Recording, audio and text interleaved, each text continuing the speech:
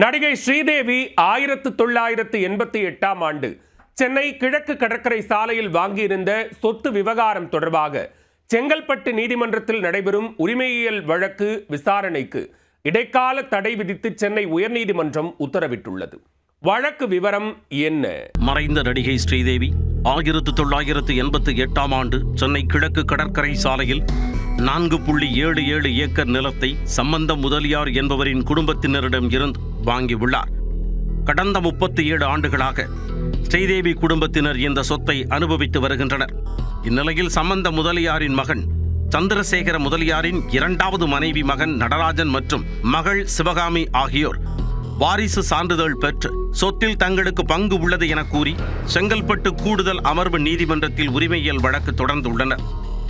இந்த வழக்கை நிராகரிக்க கோரி மறைந்த நடிகை ஸ்ரீதேவியின் கணவர் போனி கபூர் மற்றும் அவரது மகள்கள் ஜான்வி கபூர், குஷி கபூர் ஆகியோர் செங்கல்பட்டு நீதிமன்றத்தில் மனு தாக்கல் செய்திருந்தனர். இந்த மனுக்களை விசாரித்த செங்கல்பட்டு நீதிமன்றம் முழுமையான விசாரணைக்கு பின்பே சொத்தின் உரிமை குறித்து முடிவெடுக்க முடியும் என கூறி போனி கபூர் மனுவை தள்ளுபடி செய்து உத்தரவிட்டது. இந்த உத்தரவை எதிர்த்து போனி கபூர் மற்றும் ஜான்வி கபூர், குஷி கபூர் கூட்டாக சென்னை உயர்நீதிமன்றத்தில் மனு தாக்கல் செய்துள்ளனர்.